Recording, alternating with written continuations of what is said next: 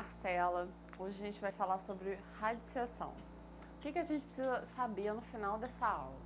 A gente precisa saber identificar os elementos envolvidos em uma radiciação, relacionar potências e raízes, calcular raiz de formas diferentes, saber todas as regras e todas as propriedades da radiciação, somar, subtrair, multiplicar, dividir os radicais, elevar e extrair a raiz de um radical e racionalizar denominadores, certo? Quais são os elementos de uma radiciação? Toda operação de radiciação tem que ter um radicando, um radical e um índice. Dá uma olhada aí nos exemplos. Olha só. O radicando é quem está aí dentro do símbolo da raiz. O radical é o próprio símbolo da raiz. E o índice é esse númerozinho que fica aí do lado do radical. Repara que o segundo exemplo é a raiz quadrada. Como é que a gente sabe que é raiz quadrada se não tem ali um doisinho no lugar do índice?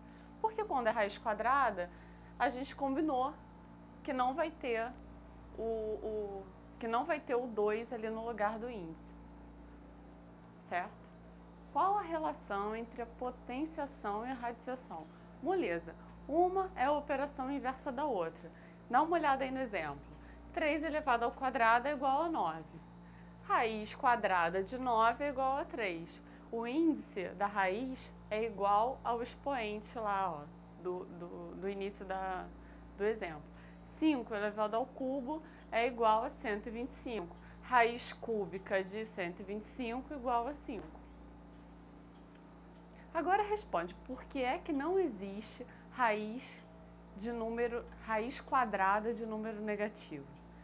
Não existe raiz quadrada nem nenhuma outra raiz com índice par, porque não existe um número que elevado ao expoente par tenha como resultado um número negativo. Entende melhor o que eu estou falando aí no exemplo?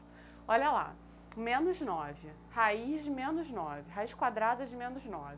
Não existe nenhum número que elevado ao quadrado dá menos 9. Por quê? Porque tanto menos 3 quanto 3 elevado ao quadrado vai ser igual a 9, certo? Se você chegou até aqui sem aprender a raiz de um número muito grande, você não pode passar daqui sem saber isso. Então vamos rever. Ah lá, raiz quadrada de 448. Eu vou lá, pego 448, decomponho ele em fatores primos. Esse aí todo mundo lembra como é que faz, certo? Chegou lá no final, agora é a hora de achar a raiz quadrada. Como é raiz quadrada, eu vou ter que pegar de 2 em 2. Então, olha lá. Primeiro par, segundo par, terceiro par. E o 7 não tem ninguém para fazer par com ele, não tem outro 7. Então, a resposta fica como? 8 raiz de 7. O 7 fica dentro da raiz. E esse 8 saiu da onde? 2 vezes 2 vezes 2. Foram os 3 pares que eu consegui. Vamos olhar aí o próximo exemplo. Raiz cúbica de 3.375. Faço a mesma coisa. Decomponho em fatores primos o número. Chegou lá no final. Agora eu vou ter que pegar de 3 em 3, porque é a raiz cúbica. Então, olha lá, o primeiro trio do 3, o segundo trio do 5. E não tem mais ninguém, acabou. Então, aí a raiz cúbica de 3.375 é exata. Como é que vai fazer? 3 vezes 5, 15, é a raiz cúbica de 3.375. Como é que a gente faz agora para simplificar o radicando com o índice? A gente pega e divide o expoente do radicando pelo índice. E se o radicando não tiver nenhum índice? Eu decomponho em fatores primos o número. Dá uma olhada no exemplo. Raiz cúbica de 7 elevado a 18. Vou dividir lá o expoente do radicando, que é 18, pelo índice. 18 dividido por 3, 6. No segundo exemplo, é a raiz quadrada de 5 elevado à quarta. Divido 4 por 2, expoente 2. E o 2.500? Ah, não tem expoente nenhum aí. Não tem porque a gente ainda não decompôs. Se a gente decompuser, olha como fica.